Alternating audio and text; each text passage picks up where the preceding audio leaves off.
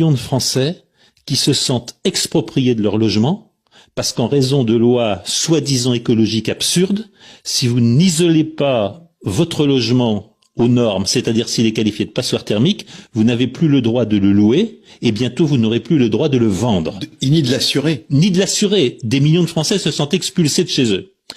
Même chose pour le droit de circuler avec votre voiture. On vivait dans ces maisons depuis 5 siècles, quoi. Exactement. Et par ailleurs, c'est une destruction de patrimoine puisque vous avez une maison construite en préfabriqué depuis 10 ans, elle est aux normes, il n'y a aucun problème.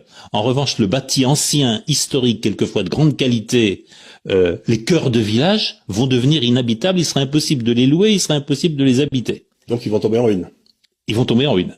On organise la mise en ruine, on organise la destruction du bâti français ancien et de qualité. Et pourquoi ? Deuxième chose, au nom des normes d'isolation, zéro carbone, lutte contre le réchauffement climatique.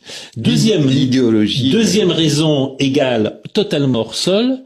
Vous savez bien qu'à partir de 2024, votre vieille voiture qui fonctionne au diesel ou en essence ne pourra plus rentrer dans les agglomérations 150 000 habitants. Soyons concrets, ça veut dire que vous ne pouvez plus aller à l'université, que vous ne pourrez plus aller à l'hôpital. Dans certaines agglomérations, je crois comme Toulon, vous ne pourrez plus aller à l'aéroport.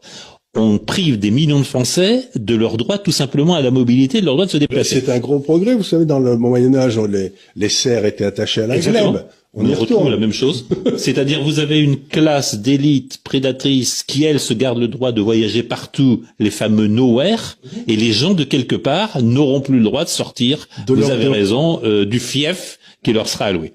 Et puis la troisième chose, c'est quand même l'escroquerie numérique et du digital, avec un totalitarisme qui s'avance et que personne ne veut voir venir. Quand je vois l'absence de débat à l'Union européenne qui est en train de ratifier la monnaie digitale de banque centrale, ce qui veut dire que la banque centrale connaîtra tous les paiements si des gouvernements ne se lèvent pas pour maintenir les paiements en espèces.